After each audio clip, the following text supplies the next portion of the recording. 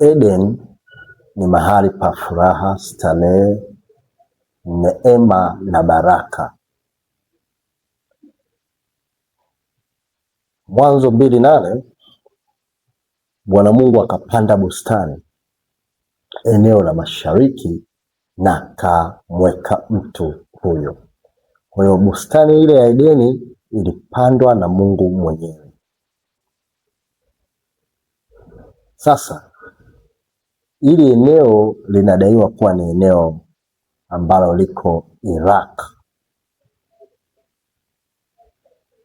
na watu wengine walienda mbali. Kuna maeneo wanasema ukipita na tunda lako, ukapita hilo eneo, anakuambia tunda hilo linaoza, lile tunda aina lolote litaoza. Wanasema hiyo sehemu ni malango, kama watu wanahadisia, ni malango ya bustani ya Eden.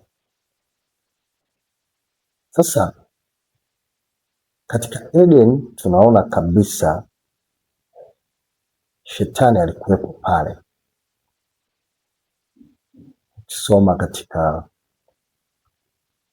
Ezekiel 28:13 ulikuwa katika bustani ya Eden. Kwa shetani alikuwepo kwenye bustani ya Eden. Yule nyoka aliyokuwa anamdanganya Hawa ndio yule shetani mwenyewe, alivaa lile umbo.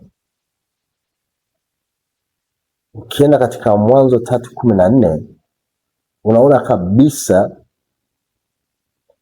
Mungu anamwambia nyoka, kwa tumbo utakwenda. Moja kwa moja inaonekana nyoka alikuwa na miguu. Kwa hiyo ile miguu ikachomolewa na mavumbi utakula. Kwa hiyo anatembelea nyoka tumbo pale mpaka leo. Hiyo laana mpaka leo ndio inamkuta nyoka. Sasa kuna changamoto sana zinatokeaga katika ndoto. Kuna mtu anaweza akaona ndoto ya nyoka akasema moja kwa moja shetani, lakini kumbuka kulikuwa kuna nyoka wa shaba. Kila mtu aliyekuwa, Mungu akamwambia huyo nyoka wa shaba, kila mtu atakayemwangalia atapona.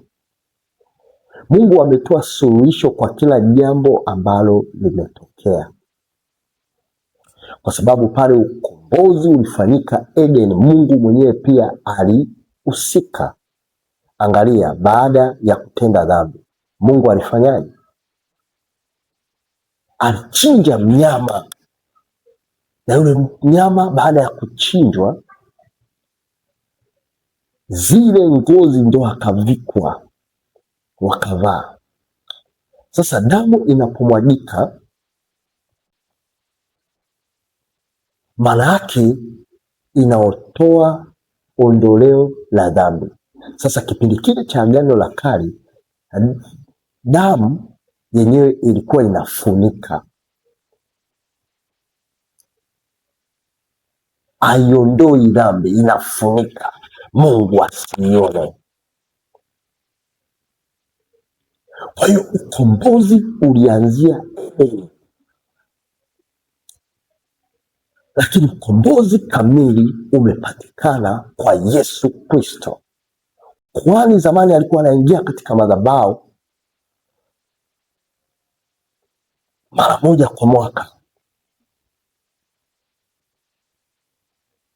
Nafikiri iko namna hiyo kama sikosei. Lakini Yesu aliingia once, mara moja na kwa milele, mpaka utakapoingia kaburini. Kwa hiyo Yesu ni ya tofauti kuliko ya huyu wa kwanza. Kwa hiyo ukombozi ulifanyika Edeni. Mpendwa, hii damu iliyomwagika ina thamani kubwa kwako, usije ukaichezea. Yesu alikuja kwa ajili ya maisha yetu ili tukombolewe. Na kama hujamkubali Kristo, anza sasa kumfuata. Kama umependa ujumbe wetu, tufollow ili uendelee kupata jumbe zingine, na Mungu akubariki.